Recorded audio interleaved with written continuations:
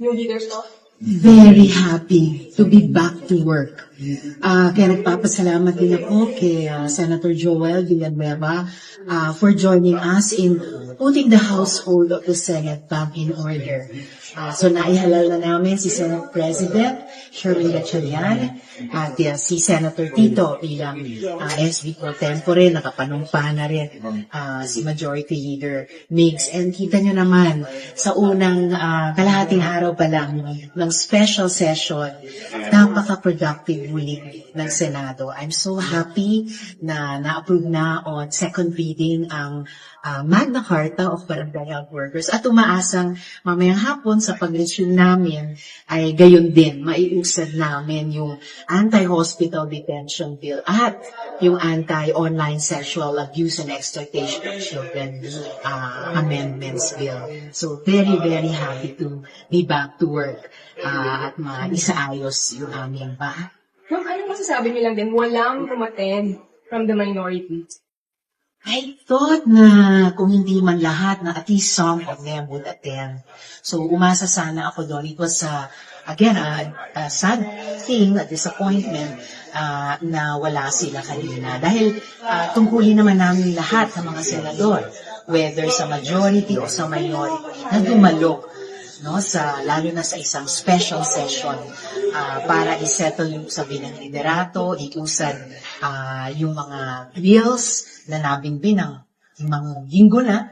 Mabuti, I hope some of them will be participating sa Commission on Appointments hearings at Senate ngayon para dinigin at kumpirmahin yung mga karapat-dapat na national defense and diplomatic appointments. Ma'am, your message to them na lang po, siguro, sa minority. Your message na to men na lang siguro. Well, isa kasi sa sponsor din kaninang mga resolution ay para patuloy na suportahan yung relief at saka rehabilitation ng ating mga kababayan sa Mindanao.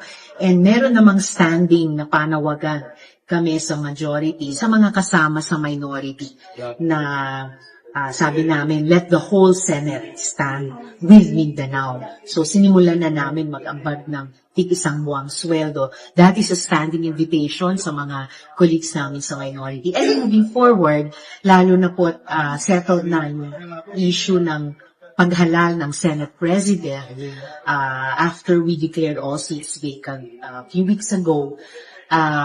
So now the Senate is in order, and dapat sana kami lahat sa buong Senado, lahat ng senador, majority at minority, ay magkaisa at least dun sa basic na balik trabaho kami lahat sa mga bills, sa pagpapatuloy ng mga investigasyon tulad sa flood control scam sa ilalim ng Blue Ribbon Committee. Ilang buwan na lamang ay tatrapahuhin namin uli ang isa pang higit pa na transparent at accountable na budget. At syempre, yung trial proper. Pero ma'am, yesterday nag-file sila sa Supreme Court questioning yung nangyari ng June 3. So will the Senate really be in order? Anong mangyari? The Senate is in order. We haven't heard kung magsasalita ba ang Korte Suprema tungkol sa kaso yun, and if so, kung ano yung magiging ruling nila. We will cross the bridge when we get there, if we get to that bridge, with all due respect sa isang separate at co-equal branch. And at the same time, as a separate and co-equal branch, then bahagi ng Kongreso, nandito na nga yung mga counterparts namin mula sa House para sa Commission on Appointments. The Senate will continue its work. We are very glad to be back to work, at kami po ay magsisipag sa aming trabaho, habulin yung mga nabimbing trabaho ng nakaraang 5 linggo at patuloy na magsilbi sa ating mga kababayan, lalo na sa patuloy na gera sa Middle East at oil crisis. Sen, paano kung hindi na sa petition? No, ang karapatan naman ng kahit sinong mamamayan, nagtatrabaho man sa gobyerno o hindi, na dumulog sa ating Korte Suprema. Pero today, 100% confident ang Senate na, kumbaga, we are back to work, we are back in business, the business of legislation, at ibubuhos po namin ang aming sarili dyan. Sen, paano kung hindi magparamdam yung minority bloc? We're nearing 2 weeks na lang from the impeachment trial. Paano po ang epekto nito? Sorry, ano yung first part? Hindi pa po, paano po kung hindi magparamdam ang minority bloc, malapit na po ang impeachment trial? Well, ngayong araw pa lamang ay nagpaparamdam na sila lalahok sa Commission on Appointments. It seems kasi inelect na rin po nila, sinabit na po nila yung mga miyembro ng minority para sa Commission on Appointments, pati Senate Electoral Tribunal. So I expect lalahok na sila sa CA hearings at plenary ngayon. As for yung impeachment trial, lahat po naman kami ay bago itong leadership change ay nanumpa na bilang senator judges. So, naniniwala ako na kahit yung mga kasama sa minority ay naghahanda rin maging impartial senator judges. Ma'am, ang position niyo about the numbers kung we need to lower the threshold from 16 to 24 to 48? Sa impeachment trial, Sige. matter po yun na pag-usapan ng impeachment trial court mismo. Hindi po sa Senate bilang legislative body. As a personal view po.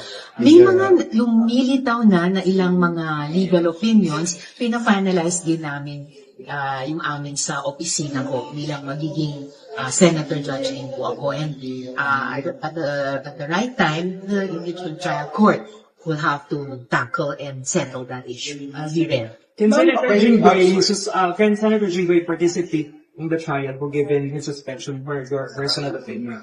Can he participate in the trial? Makausapin din yan para sa impeachment trial court dahil ang malinaw pa lamang sa ngayon ay yung suspension din ng senador. So, probably mas proper yung korte ang magtalakay kung may implikasyon ba at kung mayroon, anong implikasyon sa isa namang senator judge. Ma'am, comment lang sa sorry, Winry. thank you po. Ma'am, comment Sorry. lang sa Winry. Baliktad. Kasi, comment lang sa Winry. On social media, siniship ka sa Senator Win, ma'am. Baka lumakas dahil nga ngayon Senate President at Senate.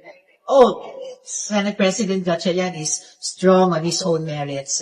Lahat po kami sa majority, we fought para mahalal namin siya ngayong araw.